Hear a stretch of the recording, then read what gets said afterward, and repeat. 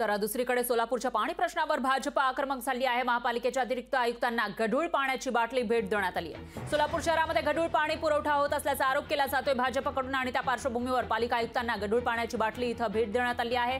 सोलापूरच्या पाणी प्रश्नावरून भाजप आक्रमक झाली आहे। तर या ठिकाणी गढूळ पाणी येत असल्याचं समोर आलं आहे, तसा व्हिडिओ सुद्धा समोर आल्याचं पाहायला मिळतंय। सोलापूरमध्ये हे पाणी येत आहे आणि अतिशय गढूळ काळकुट्ट हे पाणी येत असल्याची माहिती आहे।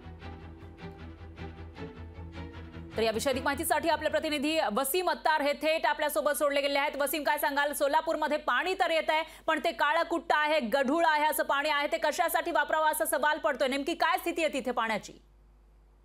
निश्चितच पाहिलं गेलं तर सोलापूर महानगरपालिकेकडून अनेक दिवसापासून जे आहे ते सोलापूरकरांना दूषित पाणी जे आहे ते पाणी पुरवठा केला जातो। एकीकडे पाहिलं गेलं तर सोलापूर महानगरपालिकेकडून सोलापूरकरांना 5 दिवसांत जे आहे ते पाणी पुरवठा केला जातोय, मात्र तो देखील जो आहे तो वेळेवर केला जात नाही आणि त्यातच हे पाणी जे आहे ते गढूळ पाणीचा पुरवठा जो आहे तो सोलापूर महानगरपालिकेकडून केला जातोय।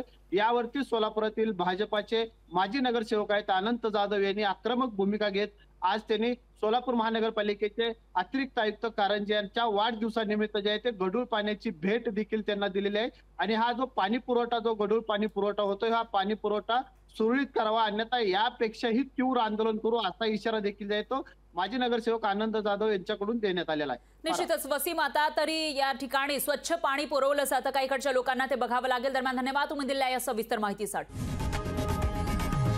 लोकशाही मराठी ऐका, पहा, जागरूक रहा।